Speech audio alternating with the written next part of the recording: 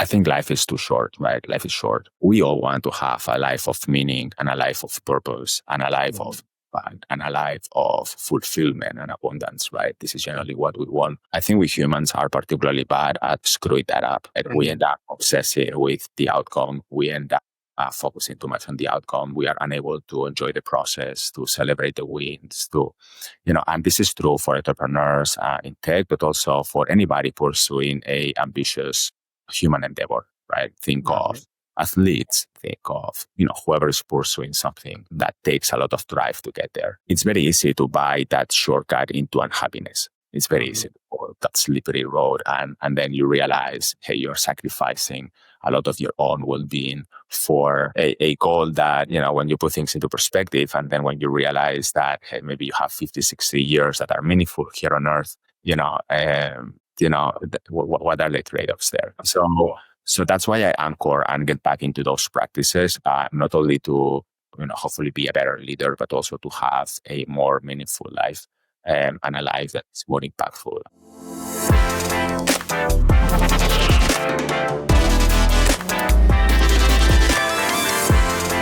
Welcome to the EU Startups Podcast. Sit back and enjoy the show hosted by Marcin Lewandowski. Hey everyone, this is Marcin Lewandowski, and you're listening to the EU Startups Podcast. Today, I'm with Julio Martinez, co-founder and CEO of Abacum, software that helps CFOs sleep better and spreadsheets cry in a good way.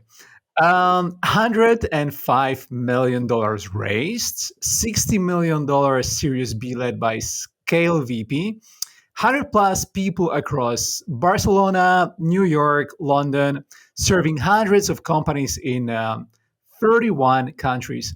He once dreamed about being a paella chef. Now he plays P&L with fewer burns and a lot more clarity. Welcome to the show, Julio. Marcin, thank you so much. It's a blast to be here. Amazing. Let's talk about it, because especially the last part. The whole thing is interesting. But I'm like, paella chef, come on, what's happening? You wanted to be a paella cook. What's the moment you realized your real recipe was, FP&A, not arroz? See, I know some words in Spanish. You know how it is. But hey, looks can be deceiving. So my mission for the perfect paella is still strong. Nice. I keep on trying, but hey, I had spent so many years in finance, right? And I was very nerdy about anything corporate finance, anything FP&A. So at some point in time in my journey, and when I was bleeding in the head, probably in lack of innovation, lack of product innovation, exposed to legacy products, I just found almost impossible to not switch gears and then focus on building something truly meaningful for the finance community. Mm-hmm. That sounds good. That sounds very cool, because you're were solving your own problem, right? Like, because you said, like, we build the product we wished we had. So actually, what pain made you and your co-founder say, like, we have to fix this? Totally. Like my co-founder and I have spent, combined close to 40 years in finance, right? So, like, again, bleeding in the head. And as you said, we are building the product we wish we had. But in reality, what we do is fairly simple, right? And we always identify 3 pain points that are critical. Like, first is most finance teams tend to spend half of their time, if not more, manually cleaning data, right? So Abacum is giving that time back, that productivity back to finance teams. Then the second key pain is usually finance teams can access real-time data and be agile and keep up with the business speed, surfacing insights fast enough. So we at Abacum power that agility, power that confidence. And the third classic pain that finance teams face is, most finance teams feel they are very siloed. They cannot be a good partner to the business. They cannot collaborate effectively, have impact, right? So those are the buzzwords that I hear all the time from customers, right? When they share their frustration. And then this is also what we do, right? So we enable them with collaborative workflows so that they can be closer to the business and be more impactful. Nice. So, Julio, can you pitch Abacum to a CFO who says Excel is fine? which, which is a classic, right? Yeah. And of course, Excel is fine, right? And I get it. Like I used to model without touching the mouse, right? And I was proud about it, which is very embarrassing in retrospect, right? So I get it. Like Excel is fine, and Excel is fine until it isn't. So Nice. spreadsheets are awesome. It's awesome software, right? It's difficult to beat. A lot of flexibility and this and that. And then we master in finance. We are coders. We are developers. Only that in Excel syntax, right? So like we master that language. It's our comfort zone. We enjoy that flexibility. We build our macros. If you're a bit nerdy, this and that, and things are improving. I get it, right? But hey, there comes a point in time in your complexity trajectory of any business where things start breaking up. And while you can, I strongly recommend use a spreadsheet. Don't fix what it works, right? That's why we never went into the SMB segment, right? Because, hey, with the spreadsheets, you probably can do an amazing job, right? But there is a point in time in complexity when you are in several geographies, when you have several product lines, when you have several customer segments and multiple legal entities, and your volumes of data are skyrocketing in today's world where, hey, data is so abundant, right? At that point in time, you want to be thinking of upgrading your systems, right? And then usually my provocation to some CFOs is going to be, hey, litmus test, right? So start taking a temperature, and it's okay. So if the answers are no to these questions, like it's okay. But hey, if you feel your team has a lack of productivity, so you hire a bunch of very smart people, but they are doing monkey's work. If you feel finance, your team is not keeping up with the agility that is required in the business, right? So you ask a simple question, the CEO asks some questions, and then it takes days to run scenarios, like meeting a deadline in reporting feels like, all-nighter, working on over the weekend. Like, hey, like probably something is off, right? Oftentimes we find things where the confidence is eroded as well. So that's another relevant question. Is your board identifying some mistakes in the report? Do you fully trust the data? Because some teams, they don't fully trust their data, right? And then the fourth question is usually, and the point is, hey, when they feel siloed, when they feel, yeah, I'm behind the desk, I'm with my models, I'm with my spreadsheets, and I built this magic thing, but then, nobody cares. Like I'm not influence any decision, right?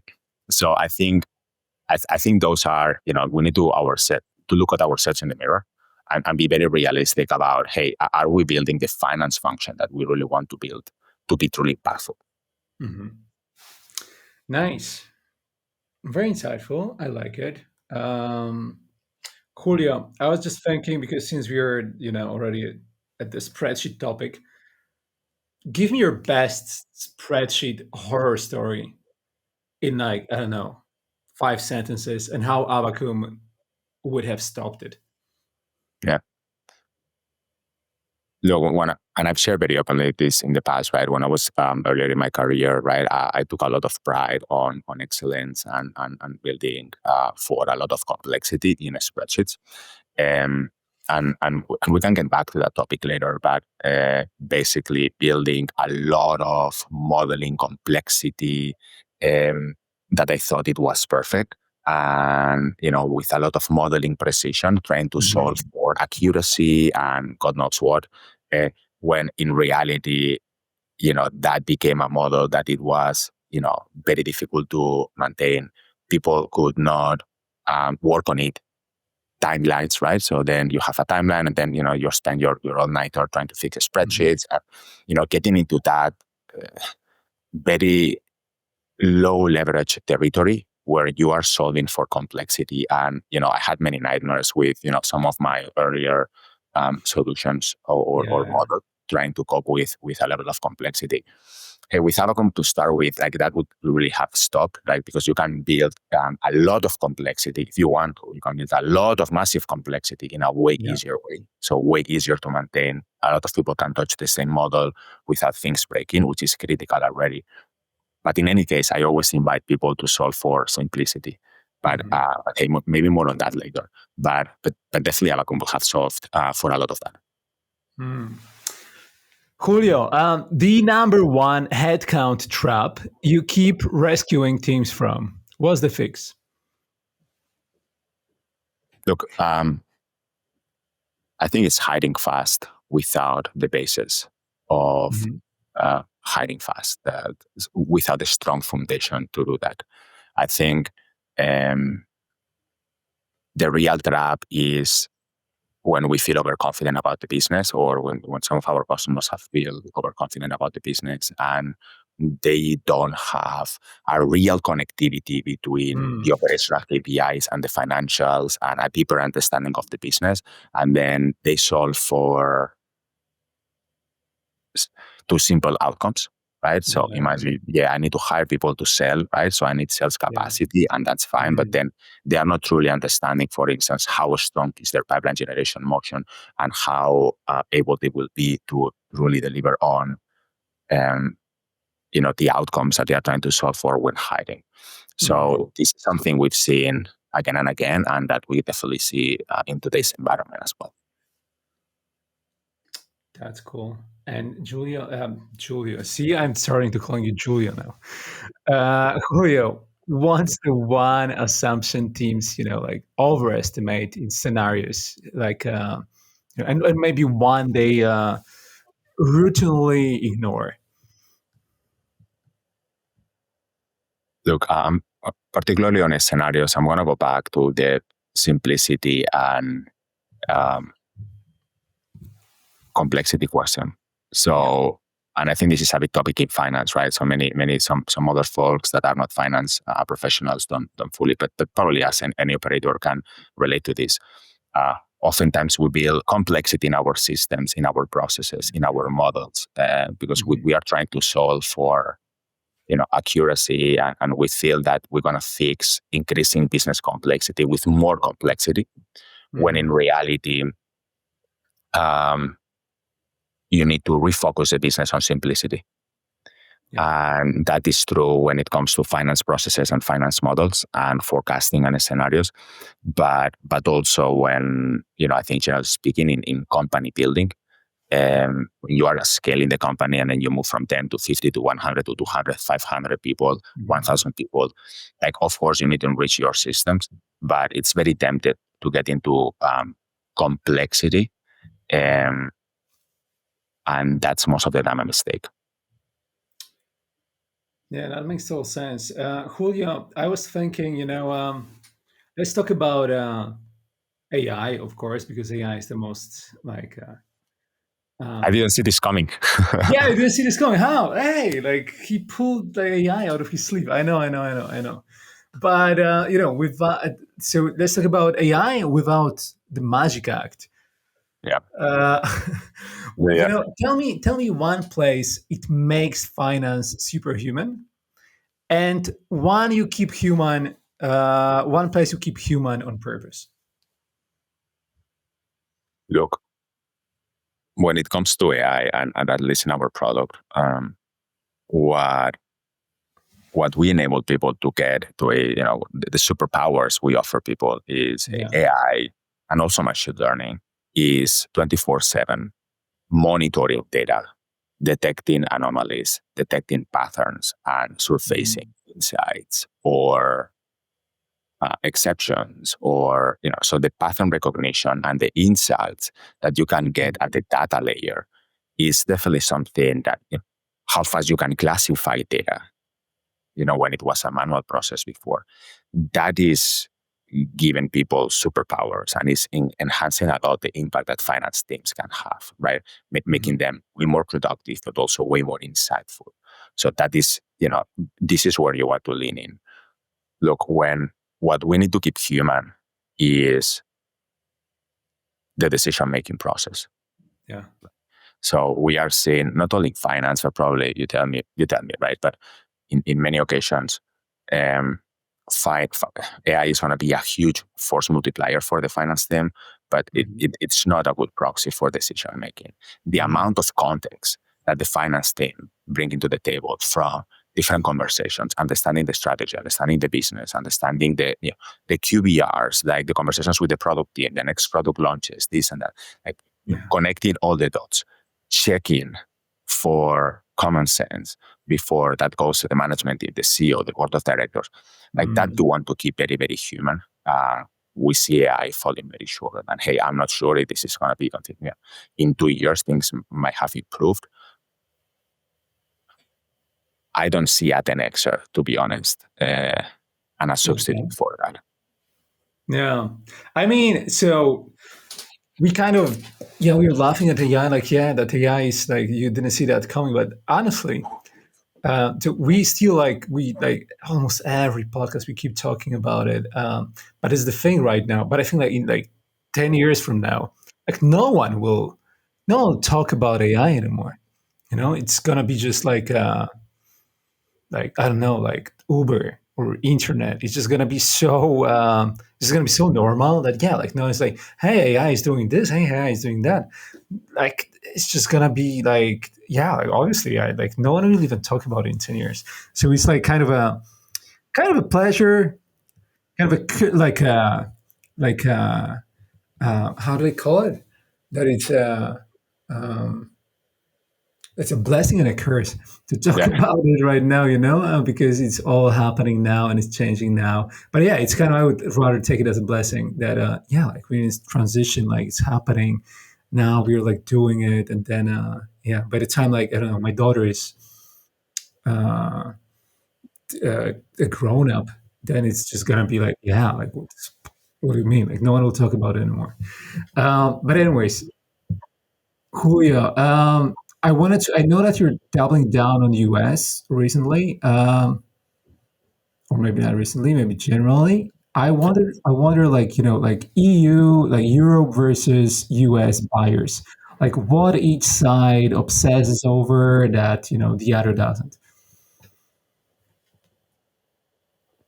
Yeah, so it's a bit mixed, but if we were to simplify and generalize a little bit, because you have a little bit of this on both sides, but in general, and generalizations are always dangerous, but in general, I think on the European side, you see more finance teams solving for efficiency, solving for, productivity gains, compliance, like that type of stuff.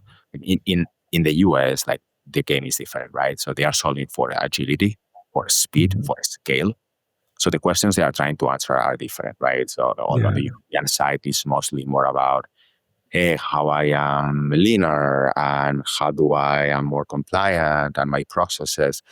But CFOs in the US typically are more, how can I enable the business to grow faster? How can I multiply my impact in the organization? So that level of ambition, that level of punch is, to be honest, still heavier in the US. And I think a lot of finance teams in Europe are catching up, right? Don't get me wrong. But if we were to generalize, that probably still applies. Makes sense. Makes sense, Julio. You just raised big, right? Like it was like $60 million round. Like what's your what's your CEO spend rubric in an efficiency market? Look, so to start with, we have a culture of frugality. And I think racing is racing, right? What truly matters is, are you able to build strong business foundations, right? And today, in the midst of the AI bubble and same as what we saw in 2021 and, whatever, right? In the different, I have a little bit of white hair and, so we've seen a few cycles now. We in tech oftentimes forget about what truly matters long term. We are caught up in the fundraising game, in the let's solve for velocity game, and then we lose sight on the efficiencies that you need to build in the business and what truly matters long term. And we oftentimes overestimate ourselves, right? For a few people, very few exceptions, that game of racing very fast, well ahead of your revenue pays off, right? And it's okay. And they justify that with, I'm very ambitious and I want a big outcome, and probably because I'm going big, and and it's cool, right? I think it's oftentimes driven by vanity, and oftentimes driven by even a delusional approach to company building. Mm. I think we in tech oftentimes forget about, the depth of business foundations. And I think we could borrow a lot of inspiration from non-tech companies that, compounding over times, have built formidable franchises that are enduring and very meaningful. Um, so so that's to say, yeah, like you raise money and of course you spend money. And if you raise money, it's probably because you're growing. You want to invest faster than your organic growth rate. But hey, don't forget about, like, we raised money when we had tripled our revenue with flat headcount without investing. There are not that many companies that triple with flat headcount, right? So like it is these obsessions with strong foundations. And then, yeah, you raise because you want to do some investments, and it's okay. Yeah. You don't lose sight of that, because so many companies are trapped into we raised a bunch of money and this and that. And look, most of the time, and this is, this is a fact, most of the time, the story doesn't end up very well. We all feel are very special, right? We all feel we are above average. The reality is that, we are not. Nice. So optimistic. Thank you, Julio. I think it's better to be, realistic about company building. I think True. Yeah. You then need to let go people, and it becomes very painful. Like, I know. It's hard. Yeah. It's hard. It's very hard, right? It's very hard to get that right. So, and I'm not claiming we're doing it. So I'm just saying, hey, I think this should be the North Star. And oftentimes in tech, we are so confused. I think we are so confused, right? So, buying stories that people tell that. Yeah, I know. Yeah, I know. I get it. Julio, I know that you journal daily. Do you still journal daily? I read it somewhere. Nice. You practice, how is it called? Vipassana? Yeah, Vipassana. Yeah.